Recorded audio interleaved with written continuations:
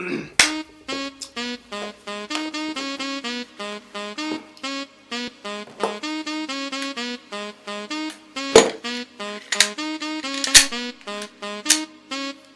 you forgot a bullet.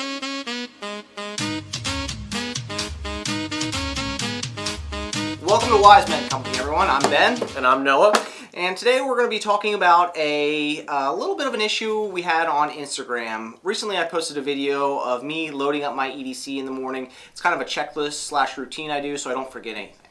And there were a few comments on how I loaded my handgun. One of them being I didn't top off. 2, why did I press check? And why did I check if I had a blade still in my knife? But that's neither here nor there today. Noah loads his gun differently than I do. He loads it just how the comments were reflecting in the Instagram video, and I come from a little bit different school of thought, and we wanted to touch base on that today and show you that neither technique is exactly wrong. Right, Noah? No, and again, it's totally a difference in thought and reasoning on why you would do that. The press check isn't necessarily a bad thing, and it's definitely a routine. The whole point of that video was that you have a routine, so that you know when you get up in the morning that you're loading the same thing. And my whole take on that is a little bit different than yours, but again, it's not necessarily a bad thing one way or the other. It's about knowing that your firearm is loaded. Right. And Noah's going to load his gun for you, and then I'm going to load mine, and you guys can see what the differences are, and we'll explain why we do the things we do. So Noah, go ahead and load your gun. All right, so I'm carrying a Glock 27. So load, drop the magazine. I have one in the chamber. Notice that I don't do a press check, but I do then holster my firearm. Load the extra round, and then I seat my magazine in my firearm. Nothing wrong with that. Perfectly functional. His gun is loaded. Now I'm going to show you how I load mine. So I will unload it first. This is how I stage my gun on top of my dresser. Just like this. Slide forward. Magazine is at full capacity. I take my handgun, which is a Glock 19 in 9mm. Insert the mag. Slingshot, which chambers around hopefully. Then I press check to see if there's brass. Once I see there's brass, I let the slide go forward, making sure that it's in battery, and holster my firearm. Now, both are different and both work perfectly fine, but let's go into why we choose to load our guns the way we do. Noah, please explain to them why you choose that way. So for the most part, I carry concealed in most occasions, and when I do, I'm always carrying my Glock 27. It's much smaller, it's easier for a lot of the work that I do if I'm doing stuff around the house, if I'm doing construction, if I'm at people's homes. It's just much easier rather than carrying. Being a little bit smaller of a guy, like I'm not real big, the smaller firearm just makes more sense for me. It's easier for me to carry that. So, and on top of that, I carry a 40. It's 40 caliber. I carry Glock 27, 23. If I'm carrying open, and so I have smaller capacity. It's a larger bullet, and we can do the argument all day. What's better, 9mm or 40? It's really not an argument. We know which one's better. We know that 40 is better. But whatever. And it's so, not a humor. but I am therefore down a round.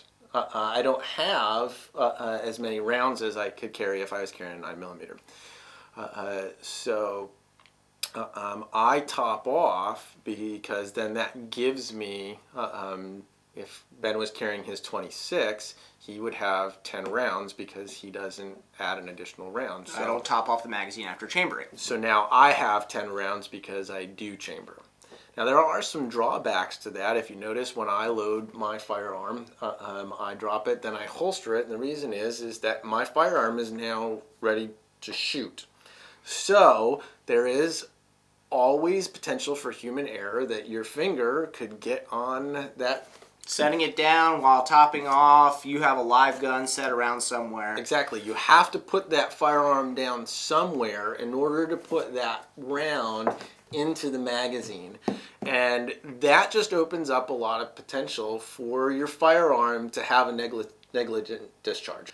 So then I load my magazine, top it off, and then I seat it. Now, that opens up, again, a lot of potential. I've had it happen where I've gotten my shirt caught between the magazine and the frame of my gun, if I'm wearing a t-shirt.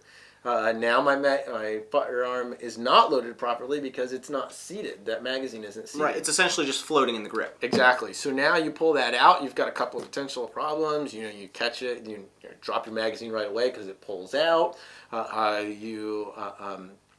There's all kinds of bad things that can happen at that point. Right. The other thing is that I have put it in there and not seated it fully. You think that it's completely seated in there, but it's not. And I've actually pulled up my at a course. You're kind of in a hurry. I was at a class and I put the magazine in because I topped it off and drew my firearm. Presented, fired, and boop. Yep, there goes.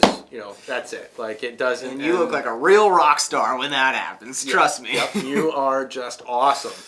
You become a good lesson for the class. An example on stupidity. Right. So my school of thought is, and I've taken some classes with Frank Proctor, and I just kind of picked up what he does. Nothing. It doesn't hurt to do a press check. It's not hurting anything. Absolutely not. To verify that there's a round properly seated in your chamber and actually in your chamber, nothing wrong with that. I'm not a big fan of chamber indicators. I don't want to rely on another piece of equipment or another mechanical item to tell me that my gun is loaded. And both of us carry Glocks. Yes. And, sure, people have said that there's, what was one of the comments, I think, that, it has a loaded chamber indicator. But let's face it, like, the Glock chamber indicator is not much of a chamber indicator. No. It's not. So, I press check, see that nice shiny gold brass in there, send my slide forward, making sure that it is in battery, because if it's not in battery, your gun's not going to go off. And then I reholster. I don't top off because of the mag tension thing. I don't, it's when your mag is fully loaded and you have one in the chamber, it's hard to seat sometimes, and sometimes you don't get a good click with your magazine into the pistol grip, and then you have the Noah situation where you pull that gun out and your magazine's falling out of your gun. So I don't really need to top off. I carry 15 rounds in my gun. I carry a Glock 19 because it's 9mm. And you typically also carry a spare magazine, don't you? Yeah, and I carry a spare mag on me. Which I don't. I typically have a spare magazine nearby, whether it's in my vehicle or in one of my bags. But I, again, because of the things that I do and where I am, I typically don't have a spare magazine on me. Right. So I do. I feel like this gives me the best option for success. God forbid I have to use my firearm. Are either of our techniques wrong? No. It's just the way we do things. It's just the way we trained in the past. So we just wanted to address these comments that we got on Instagram. Perfectly normal. I mean, honestly, if we probably wouldn't even be making this video if some of the comments weren't written in the tone they were, because it's just kind of a common fact that people load their guns differently, and there's different schools of thought on how to do it. But it's good entertainment, and we figured you guys would like to see it, so here we are. And real quick, I do have two important questions, though. First of all, is your blade still there? Because it's awful when the blade fairy steals your blade. someone should have been asking more of those questions. Those were the real questions you should have been asking, not why did you load your gun the way you did. I checked if my blade was there. And the Who most does important that? question is, where did you get the candles? The candles, secret source, can't tell you, and I never will. So, guys, thank you for watching this video. Don't forget to hit that like button. Go Make ahead. sure you subscribe to our other social media platforms. If you're not on Instagram, you need to get on there. We have some great stuff going on there.